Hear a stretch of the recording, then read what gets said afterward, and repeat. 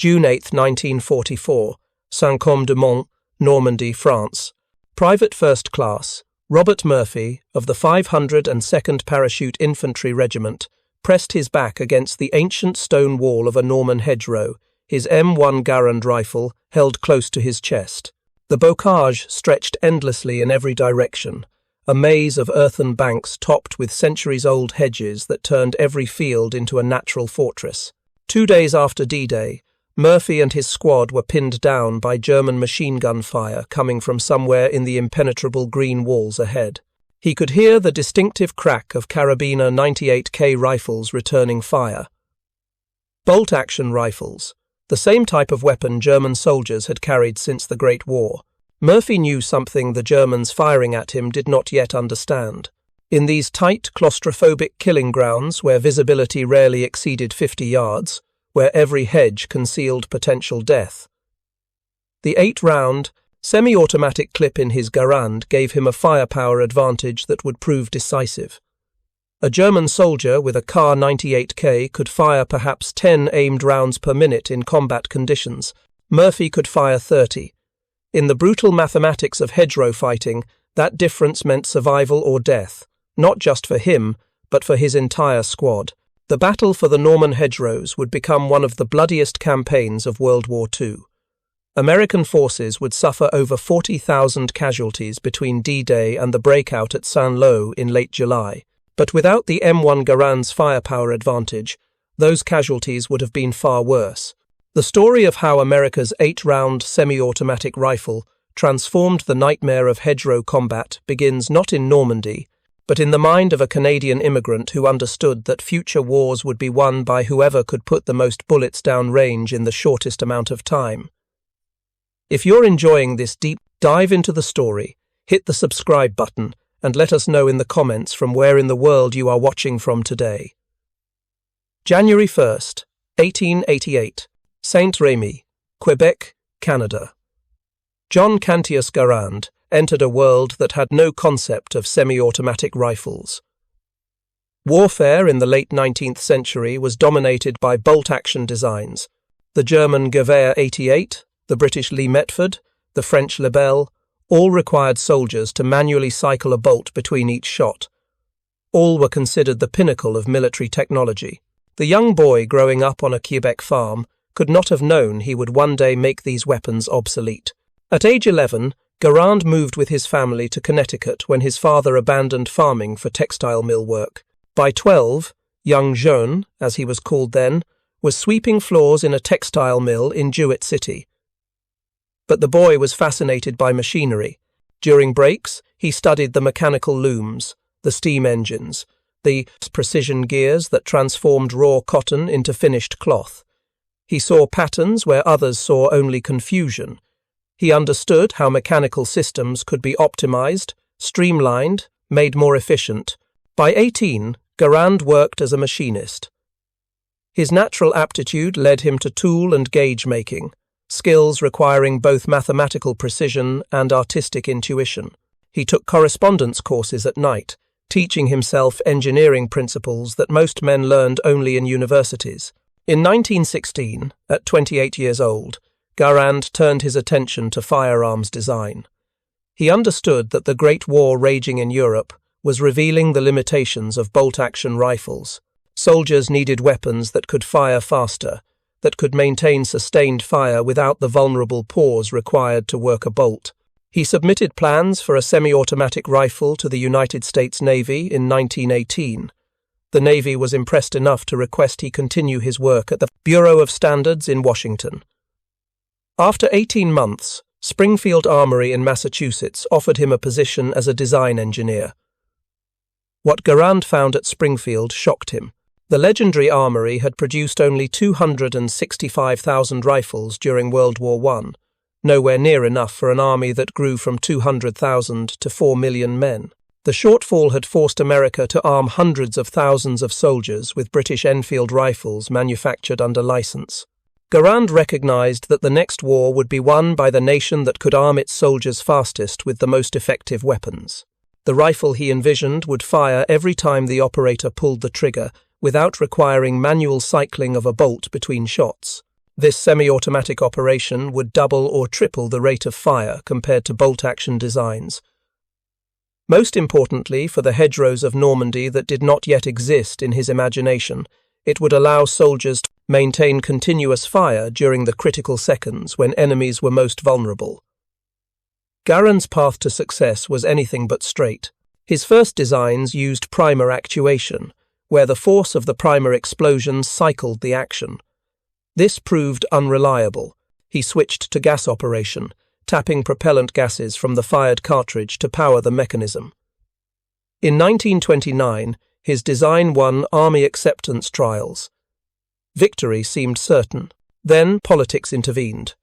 General Douglas MacArthur, Army Chief of Staff, insisted the rifle use the existing .30-06 Springfield cartridge rather than the newer .276 Pedersen round, for which Garand had designed his rifle. MacArthur's reasoning was economic. The Army had millions of rounds of .30-06 ammunition in storage. Starting fresh with a new caliber would cost millions of dollars. Garand returned to his workshop and redesigned the entire rifle for the heavier, more powerful .30-06 cartridge. The process took 3 years. On August 3, 1933, his redesigned rifle was officially designated the United States Rifle Caliber .30 M1. On January 9, 1936, the Army adopted it as the new standard infantry weapon. Production began in September 1937 at Springfield Armory at a rate of 10 rifles per day. By January 1940, production had reached 100 per day, but this was nowhere near enough for a nation watching Europe descend into war. The manufacturing challenge was enormous. Each Garand contained 54 major components and hundreds of smaller parts. Every component had to meet precise tolerances. The gas system had to be perfectly tuned. The operating rod had to travel smoothly. The rotating bolt had to lock with absolute reliability. By December 7, 1941, when Japan attacked Pearl Harbor, American factories were producing rifles at unprecedented rates. The M1 Garand became a top priority overnight. January 1942 saw Springfield Armory producing 1,130 Garands per day. Production peaked in January 1944, when Springfield alone manufactured 122,000 rifles in a single month. This translated to 3,936 rifles per day. Winchester Repeating Arms added another 513,000 rifles between December 1940 and June 1945. By war's end in August 1945, over 4 million M1 Garands had been produced. The United States was the only major power to field a semi-automatic rifle as standard infantry equipment. Every other army, British, German, Soviet, Japanese, Italian, relied primarily on bolt-action designs. The tactical implications would become devastatingly clear in the hedgerows of Normandy. The German Karabiner 98K was a superb bolt-action rifle. It was accurate out to 600 yards. It was rugged and reliable. German soldiers trained extensively with it, achieving marksmanship standards that impressed even their enemies. The rifle held 5 rounds in an internal magazine, fed from stripper clips. A skilled German soldier could fire 10 to 15 aimed rounds per minute under ideal conditions. In combat, that rate typically dropped to 8 to 10 rounds per minute. The reason was simple mechanics. Every shot required multiple manual operations. Pull the bolt handle up and back, ejecting the spent cartridge. Push the bolt forward, chambering a new round from the magazine. Push the bolt handle down, locking it in place. Raise the rifle back to shooting position. Reacquire the target through the sights. Aim, fire. The entire cycle took 4 to 6 seconds for a trained soldier, longer under combat stress, much longer in the confusion of hedgerow fighting, where targets appeared and disappeared in seconds. The M1 Garand eliminated most of these steps. Pull, trigger, rifle fires. Gas pressure from the fired cartridge operates the mechanism automatically. Bolt opens, spent case ejects. New round chambers from the 8-round N-block clip. Bolt locks. Total time 1/5 of a second. The shooter never moves his hands. never drops his aim, never loses his sight picture. Pull trigger again. Another round fires. In the close-quarters chaos of Hedgerow combat, this translated to overwhelming superiority. The Norman bocage that American soldiers encountered after D-Day was unlike any terrain they had trained for. The hedgerows were not decorative garden borders. They were massive earthen banks, sometimes 12 feet high and 6 feet thick at the base, crowned with centuries-old hedges of hawthorn, oak, and bramble. Norman farmers had built these barriers over 1,000 years, piling earth and stones to mark property boundaries and contain livestock. By 1944, they had grown into impenetrable walls that divided the countryside into thousands of small, isolated fields. Each field was a potential killing ground. The hedgerows provided perfect defensive positions. German troops could dig in along the hedgerows with clear fields of fire across the open ground. Any American unit trying to cross a field had to expose themselves completely, while German defenders remained hidden in the hedge. Machine guns positioned in corners could sweep entire fields. Mortars could drop rounds with devastating accuracy into confined spaces. The bocage negated almost every American advantage in tanks, artillery, and air power. Tanks could not maneuver through the narrow lanes between hedgerows without exposing their vulnerable sides and bellies to German anti-tank weapons. Artillery and airstrikes had difficulty targeting German positions hidden beneath the canopy of ancient trees. American units found themselves fighting a savage, intimate war, where battles were measured in yards gained rather than miles, where a single German machine gun could pin down an entire company for hours, where casualty rates approached those of World War I trench warfare. In this nightmare landscape, the M1 Garand became the most important weapon American infantry possessed. Not tanks, not artillery, not air power. The semi-automatic rifle that let individual soldiers put overwhelming fire on German positions. The firepower advantage was dramatic in hedgerow combat. When an American soldier spotted a German position, he could immediately place accurate fire on it. 8 rounds fired as fast as he could pull the trigger. The German defender, armed with his bolt-action Kar-98K, could return fire, but had to work his bolt between each shot. By the time the German had fired 3 or 4 rounds, the American had emptied his 8-round clip and was reloading. The reload process for the Garand took approximately 2 seconds. Press the clip latch. The empty N-block clip ejects with its distinctive metallic ping. Insert A. Fresh 8-round clip. The bolt slams forward automatically. Resume firing. Total time from last shot to first shot with fresh ammunition, 2 to 3 seconds. The German soldier with his Kar-98K needed approximately the same time to reload using a 5-round stripper clip. But he started from a disadvantage. The American had already placed 8 rounds down range before reloading. The German had fired perhaps 4. In any engagement lasting 30 seconds, an American soldier with a Garand could fire 24 to 30 aimed rounds.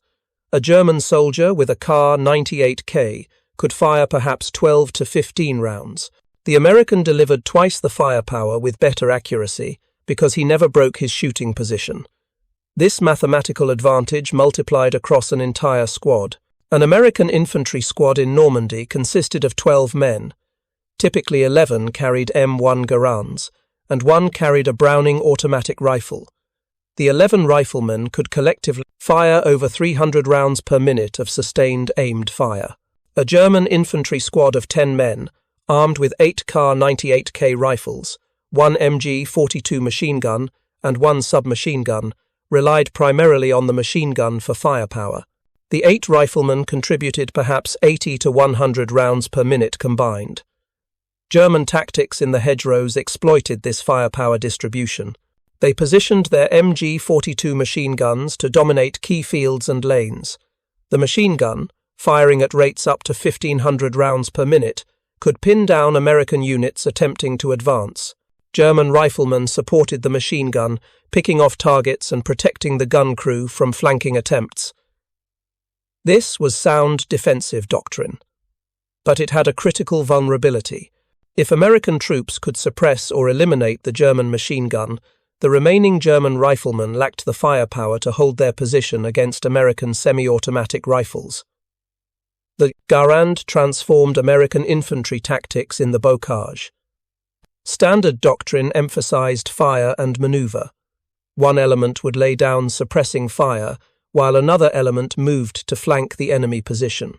In hedgerow terrain, this required intense, continuous fire to keep German defenders from returning effective fire during the vulnerable movement phase. Bolt-action rifles could not generate this sustained suppression reliably. Gaps in fire occurred when multiple soldiers reloaded simultaneously. German defenders could exploit these gaps to return fire or reposition. The Garand's 8-round capacity and rapid fire rate allowed American squads to maintain nearly continuous fire. Soldiers could stagger their reloads. While one rifleman inserted a fresh clip, others continued firing. The volume of fire kept German heads down long enough for the maneuvering element to close distance. June 12, 1944, near Carentan, Normandy. Sergeant William Jones of the 502nd Parachute Infantry Regiment led his squad along a sunken lane between towering hedgerows.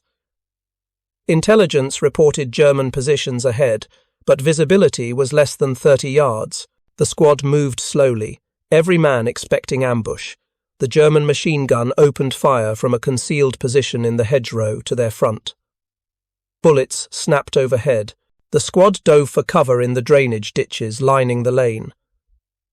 Jones assessed the situation quickly. The machine gun was positioned to sweep the entire lane.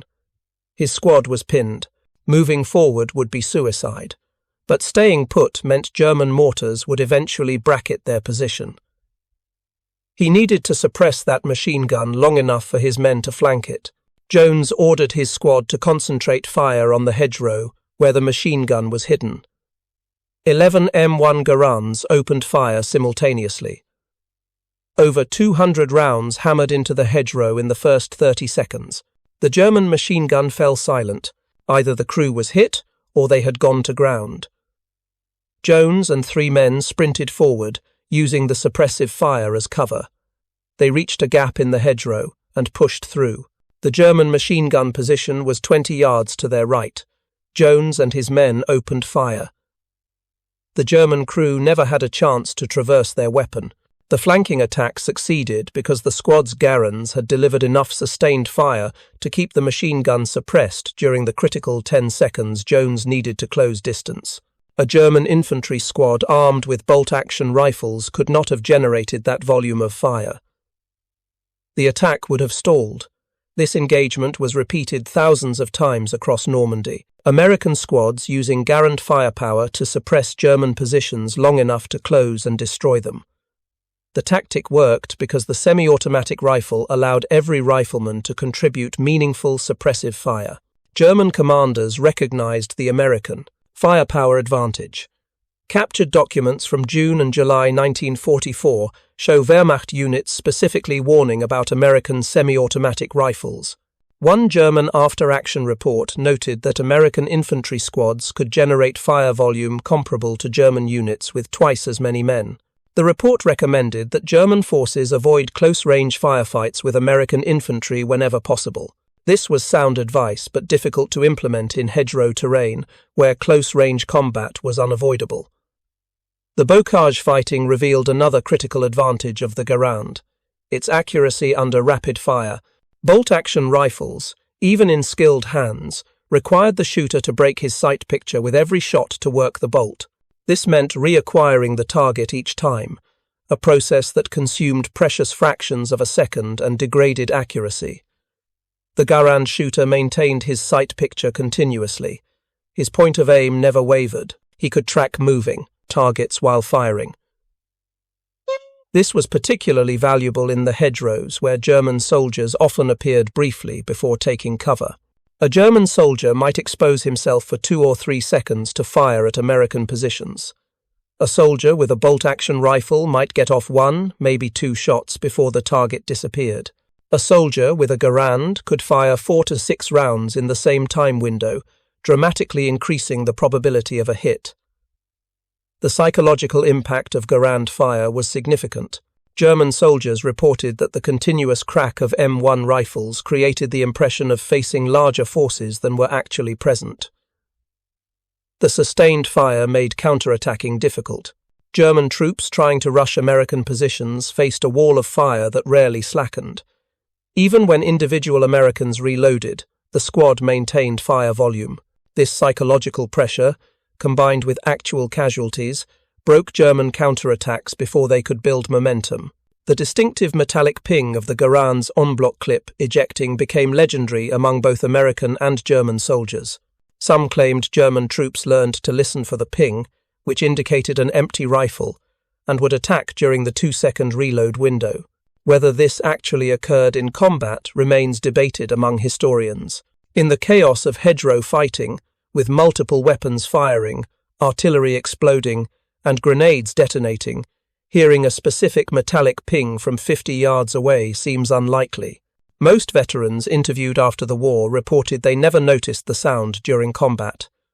Some American soldiers developed techniques to mitigate any potential vulnerability.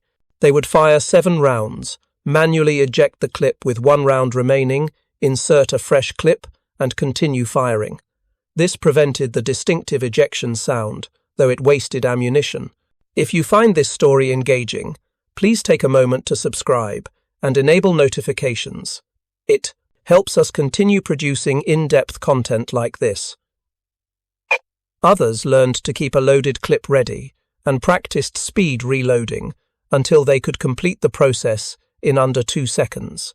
The reload speed became a point of pride. Soldiers competed to see who could reload fastest. The unofficial record in some units was reportedly under 1.5 seconds from last shot to first shot with fresh ammunition. Whether the ping was a tactical liability or not, the 8-round en-bloc clip system had genuine limitations. The clip could not be easily topped off mid-magazine like bolt-action rifles using stripper clips. If a soldier had fired 5 rounds and wanted a full magazine for an upcoming engagement, he had 2 options: fire the remaining 3 rounds, then reload, or manually eject the partially full clip, wasting 3 rounds of ammunition. Most soldiers chose to fire off the remaining rounds rather than waste ammunition. This led to the practice of soldiers firing at a potential target before moving, ensuring they entered new situations with a full magazine. The 8-round capacity was also limiting compared to some other rifles. The British Lee Enfield held 10 rounds. Some proposed American designs held 12 to 15 rounds in detachable magazines, but the Garand's 8-round clip offered advantages that offset the lower capacity. The en-bloc clip system was faster to reload than most detachable magazine systems of the era. It was more reliable, with fewer feeding malfunctions, and it kept the rifle's profile slim, important for soldiers navigating dense vegetation in the hedgerows. 8 rounds was also enough for most combat engagements. Studies conducted after the war showed that most infantry firefights in Europe lasted less than 1 minute and occurred at ranges under 200 yards. 8 rounds of 30-aught, 6 ammunition delivered by a semi-automatic rifle was devastating firepower in these circumstances. The Garand's weight was another limitation that became apparent in Normandy. Fully loaded with sling and bayonet, an M1 weighed approximately 11 pounds. This was heavier than most bolt-action rifles. The German Kar 98K weighed just over 8 pounds. Over the course of a 20-mile march through hedgerow country, that 3-pound difference felt significant. American soldiers learned to appreciate the weight during firefights, however. The Garand's mass helped absorb recoil, making rapid fire more controllable. The weight also contributed to the rifle's rugged durability. Garands could be dropped, submerged in water, caked with mud, and still function reliably after minimal cleaning. This reliability was critical in the hedgerows, where soldiers were constantly crawling through mud, pushing through brambles, and crossing streams. Rifles were subjected to abuse that would disable more delicate designs. The Garand's robust construction meant it kept working. Maintenance in the field was relatively simple. The rifle could be field stripped into major components without tools in under a minute. The gas cylinder could be removed and cleaned. The operating rod could be inspected, The bolt could be disassembled. Soldiers learned to perform basic maintenance during brief breaks in combat, ensuring their rifles remained functional. The .30-06 cartridge fired by the Garand delivered decisive stopping power at Hedgerow combat ranges. The 150-grain bullet exited the barrel at approximately 2,800 feet per second. At typical engagement, ranges of 50 to 100 yards, it retained enormous energy. A hit anywhere on the torso was usually incapacitating. The powerful cartridge also penetrated light cover effectively. German soldiers, hiding behind wooden doors, thin walls, or hedgerow vegetation, discovered that .30-06 rounds punched through obstacles that would stop smaller calibers. This was particularly valuable in Hedgerow, fighting where much combat occurred through and around vegetation. American soldiers could suppress German positions by firing through the base of hedgerows, where defenders might be concealed. The heavy bullets penetrated the earth and root systems that lighter rounds could not defeat.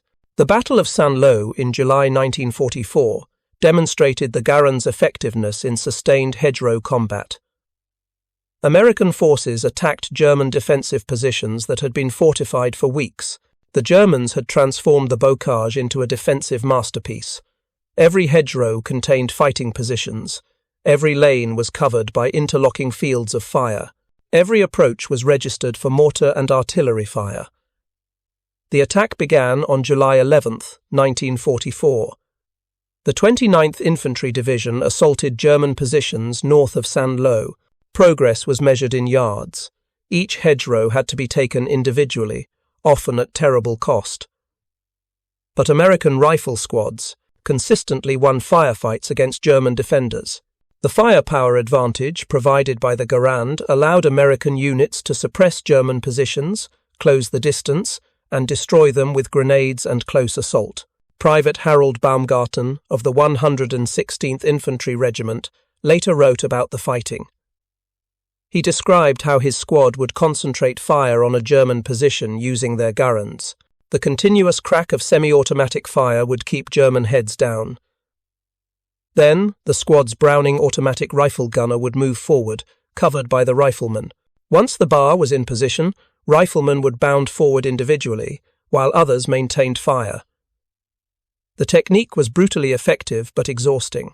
Baumgarten noted that the ability to fire rapidly without working a bolt was the only reason they survived. German return fire was intense but less sustained. The Wehrmacht soldiers had to expose themselves to work their bolts, creating brief invulnerabilities that American soldiers exploited ruthlessly. By mid-July, American forces had developed refined tactics for hedgerow fighting. These tactics relied fundamentally on the Garand's firepower. A typical hedgerow assault involved 4 phases. First, reconnaissance by fire. American soldiers would pour rifle fire into suspected German positions to provoke return fire that would reveal enemy locations. The Garand made this practical. Soldiers could fire multiple magazines into a hedgerow, confident they could reload quickly if Germans revealed themselves. Bolt-action rifles made reconnaissance by fire wasteful of ammunition and time. Second, suppression. Once German positions were identified, American squads would concentrate fire to keep defenders pinned. Every rifleman would fire at the enemy position as rapidly as possible. The sheer volume of .30-06 bullets hammering a position made returning fire nearly impossible. German machine gunners could not traverse their weapons. Riflemen could not aim effectively. The suppression had to be overwhelming and continuous, something only semi-automatic rifles could deliver reliably. Third, maneuver. While one element maintained suppressive fire, another would move to flank the German position. The movement had to occur during the suppression phase.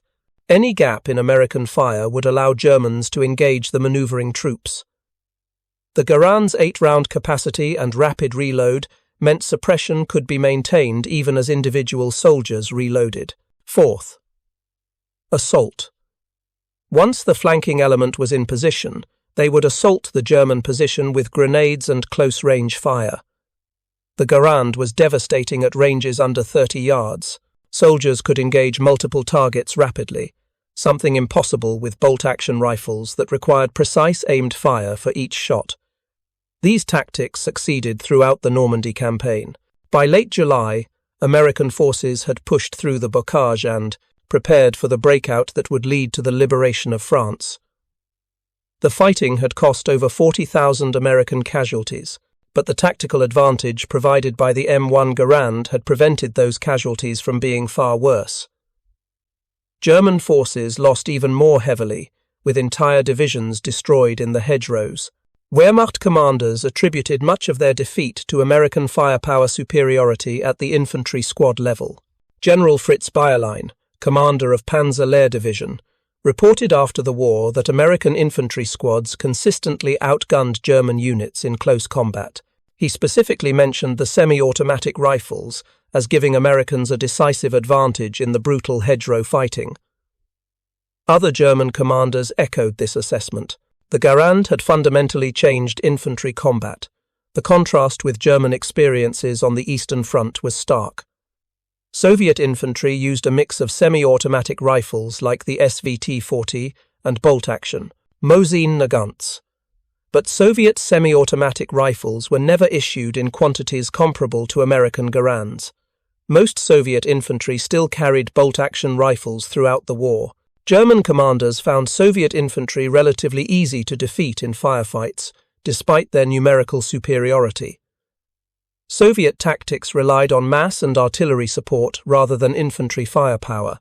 American infantry, by contrast, could win firefights through superior weapon technology. Each American rifleman was individually more effective than his German counterpart. An American squad could hold positions that would require a German platoon to defend. An American company could assault positions that would require a German battalion to take. The force multiplier effect of the Garand was enormous. The British Army, watching American operations in Normandy, took note of the Garand's effectiveness. British units still carried Lee-Enfield bolt-action rifles, superb weapons but fundamentally limited by their manual operation. Some British commanders requested Garands for their troops. The requests were denied due to logistical constraints. Britain was committed to the 303 British cartridge, not the American 30-06. Switching would require complete ammunition system changes that Britain could not afford mid-war. British soldiers who examined captured Garands or observed American troops in action universally praised the rifle.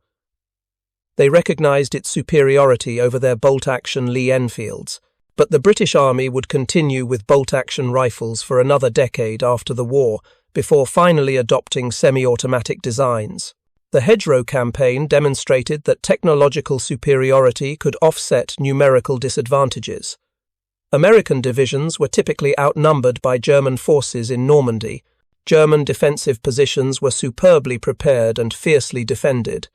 But American infantry consistently won engagements because every soldier carried a weapon that multiplied his effectiveness. The mathematics remained stark.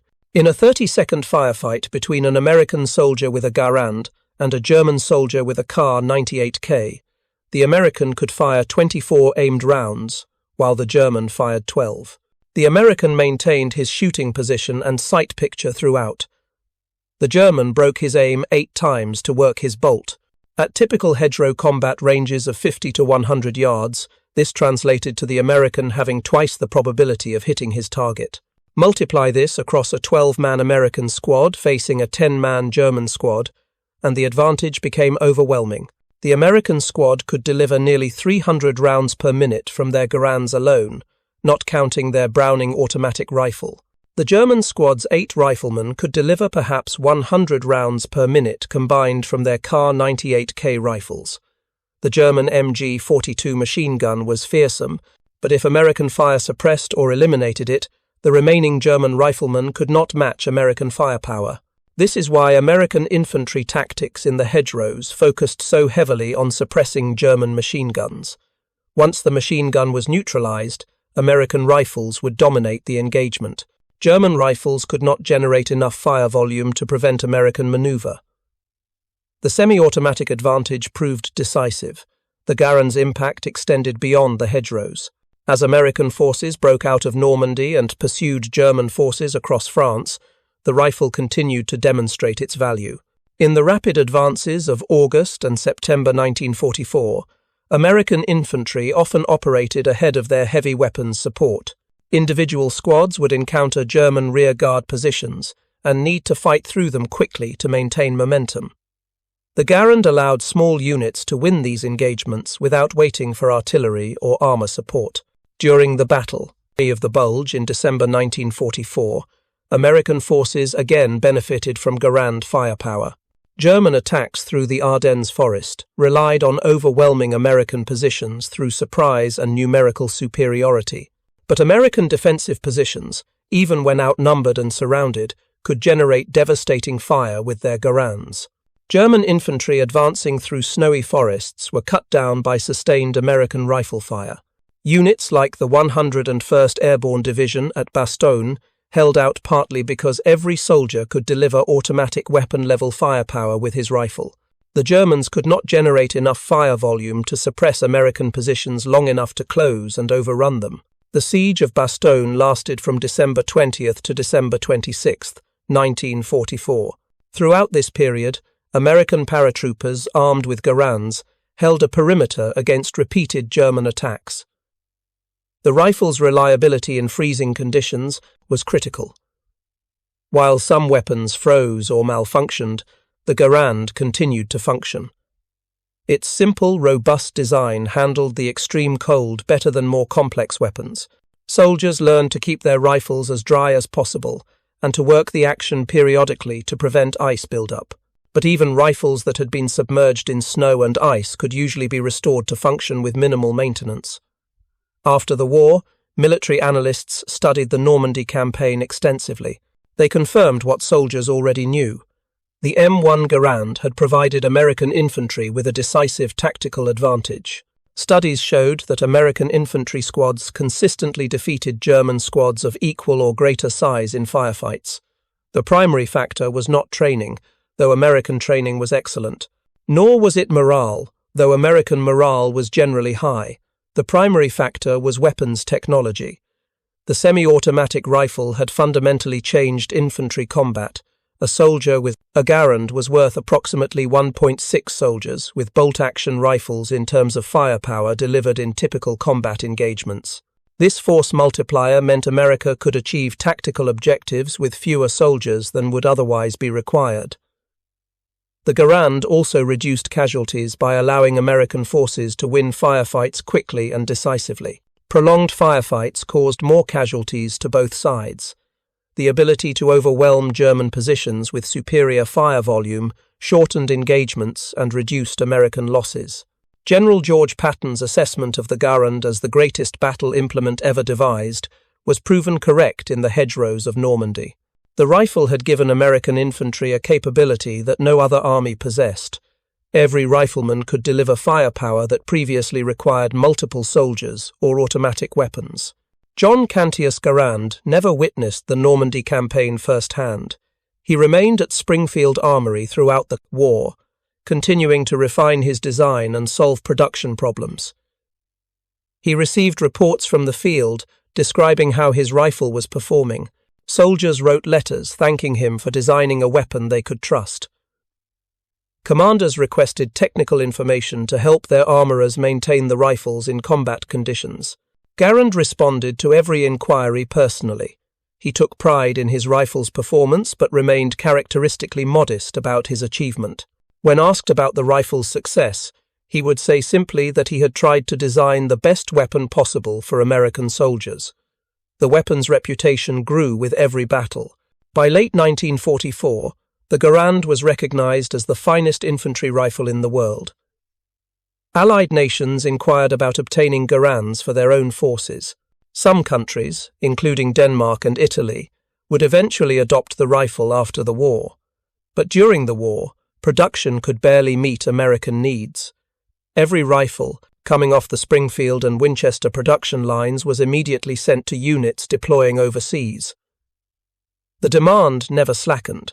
The Garand remained the standard American infantry rifle through the Korean War and into the early 1960s. Over 5.5 million were eventually produced.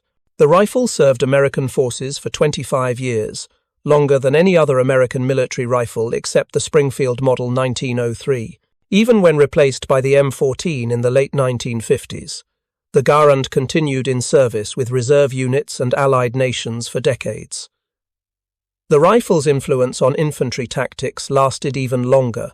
The doctrines developed in the Normandy Hedgerows, emphasizing fire and maneuver with every soldier contributing meaningful firepower, became standard practice for all modern armies. When other nations finally adopted semi-automatic and automatic rifles in the 1950s and 60s, they used tactical doctrines pioneered by American forces with Garands in World War II. The 8-round en-bloc clip system that gave the Garand its distinctive character was not perfect. Detachable magazines proved more versatile in later designs, but in 1944 the clip system worked reliably in conditions that disabled many other weapons. It allowed rapid reloading under stress.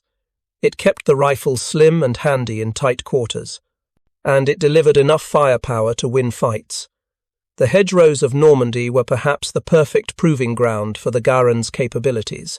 The close ranges, the sudden engagements, the need for overwhelming suppressive fire during maneuver all favoured the semi-automatic rifle over bolt-action designs. In more open terrain, where engagements occurred at longer ranges, the Garand's advantages were less pronounced.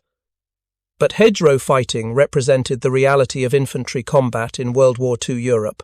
Most engagements occurred at ranges under 200 yards. Most lasted less than 2 minutes. Most involved small units encountering each other suddenly and fighting with whatever weapons they carried. In these circumstances, the Garand was unmatched. The German soldier with his Kar 98K was well trained, experienced, and fighting from prepared positions. But he could not overcome the technological disadvantage of his bolt-action rifle. He had to work his bolt 8 times to fire 8 rounds. The American soldier fired 8 rounds as fast as he could pull his trigger. The German broke his sight picture 8 times. The American never lost his aim. The German needed 40 to 50 seconds to deliver 8 rounds in combat. The American needed 15 to 20 seconds. This was not a small advantage. It was overwhelming. It meant the difference between winning and losing firefights, between advancing and being pinned down, between survival and death. The mathematics of firepower were brutally simple. 3 German soldiers with Kar 98K rifles, each firing 10 rounds per minute, delivered 30 rounds per minute combined. 1 American soldier with an M1 Garand firing 24 rounds per minute nearly matched all 3 Germans. But the comparison understated the American advantage because the American's fire was more accurate, more sustained, and more flexible. He could engage multiple targets rapidly. He could shift fire instantly. He could maintain pressure continuously. The 3 Germans had to coordinate their fire to prevent gaps during reloading. They presented 3 targets. They required 3 times the supplies and support. The single American achieved nearly equivalent firepower output with 1/3 the personnel. In broader tactical terms, this meant American squads could accomplish missions with fewer soldiers than German equivalents required. An American 12-man squad with 11 Garands could defeat a German 15-man squad with 12 bolt-action rifles in most circumstances. The American firepower advantage offset the German numerical advantage. This was the true revolution the Garand represented. Not just a better rifle, but a force multiplier that fundamentally changed the mathematics of infantry combat.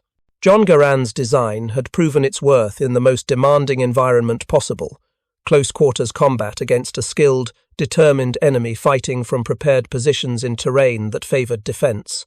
The rifle had not just performed adequately, it had dominated. It had given American soldiers a capability their enemies could not match. The impact on American casualties was impossible to quantify precisely, but military analysts after the war estimated that the Garand reduced American infantry casualties by 20 to 30% compared to what would have occurred with bolt-action rifles. In Normandy alone, where American forces suffered 40,000 casualties, this translated to potentially 8,000 to 12,000 soldiers who survived because they carried superior weapons. 8,000 to 12,000 men who came home to their families. who lived full lives after the war, who existed because a Canadian immigrant had questioned conventional wisdom about rifle design. The story of the M1 Garand in Normandy is ultimately a story about how technology can determine the outcome of battles. The German and American soldiers who fought in the Hedgerows were both brave, well-trained, and determined. The terrain favoured neither side particularly. German defensive positions were strong, but American artillery and air support were superior. In pure infantry combat, however, the deciding factor was weapons technology. The army that fielded semi-automatic rifles won firefights more consistently than the army using bolt-action designs. This lesson was not lost on other nations. After World War II, every major military began developing semi-automatic and automatic rifles. The bolt-action era ended definitively. Within 15 years, bolt-action rifles had disappeared from frontline service in all modern armies. The transition to semi-automatic and automatic rifles that the United States had made in the 1930s became universal. John Garand had not just designed a better rifle, he had designed the future of infantry weapons. The 8-round clip that seemed so innovative in the 1930s had become standard by the 1940s. The semi-automatic operation that experts said was impossible had become essential by the 1950s. The gas-operated rotating bolt system that Garand pioneered became the foundation for nearly all modern military rifles. The M14 that replaced the Garand used Garand's operating system. The M16 that replaced the M14 used a modified version of Garand's gas operation. The M4 that serves today traces its lineage directly to principles Garand established. Modern assault rifles from around the world, the AK-47, the FN-FAL, the HKG-3, the British SA-80. All use variations of gas-operated rotating bolt systems pioneered in Garand's workshop. The Canadian immigrant who taught himself engineering through correspondence courses had created designs that would influence military small arms for over a century. His rifle had armed American soldiers through World War II, Korea, and into Vietnam. His operating principles had been adopted worldwide. His legacy was embedded in every modern military rifle. Thank you for watching. For more detailed historical breakdowns, check out the other videos on your screen now, and don't forget to subscribe.